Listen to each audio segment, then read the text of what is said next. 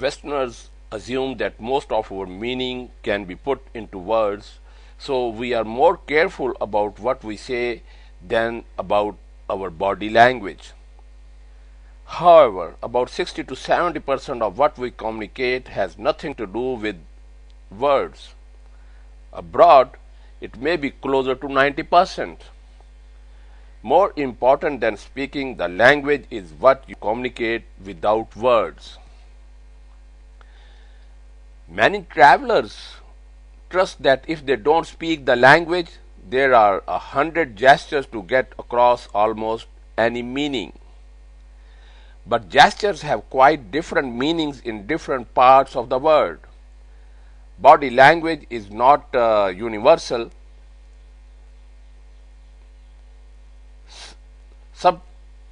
Subtleties are noticed, like the length of time you hold on while shaking hands.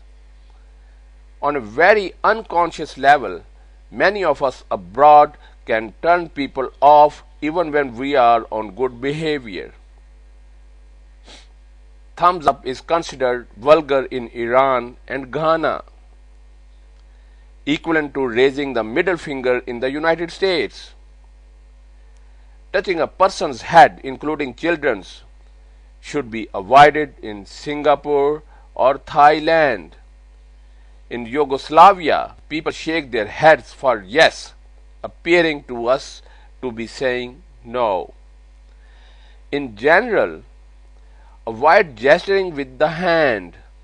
Many people take offense at being beckoned this way or pointed at, even if only conversationally.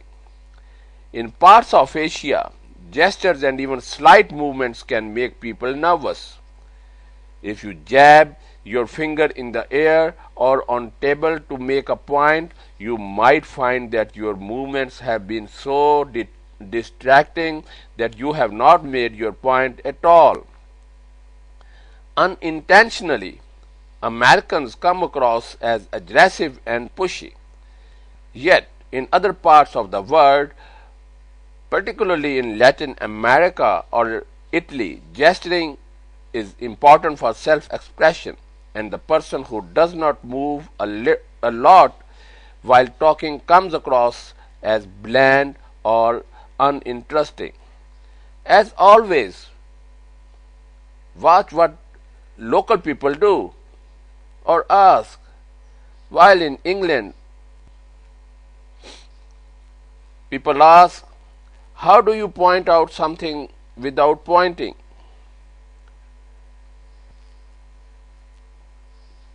Body language is more than gestures. You communicate by the way you stand, sit, tense facial muscles, tap fingers, and so on. Unfortunately, these subtler body messages are hard to read across cultures. Mannerisms don't translate.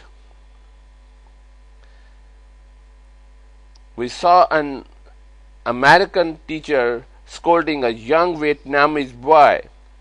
Exasperated by his apparent lack of respect, she barked, "Don't stand there sulking. Stand up straight and look at me." Standing with arms folded, head down, staring at the ground, the poor boy was showing her the greatest respect. Vietnamese style. An American in the exact same stance would be obviously arrogant, defiant, and hostile. To the Asian, it meant only humility. Log on to my website www.asifjmeer.com. You may also visit my blog at asifjmeer.wordpress.com. Thank you for listening. God bless you.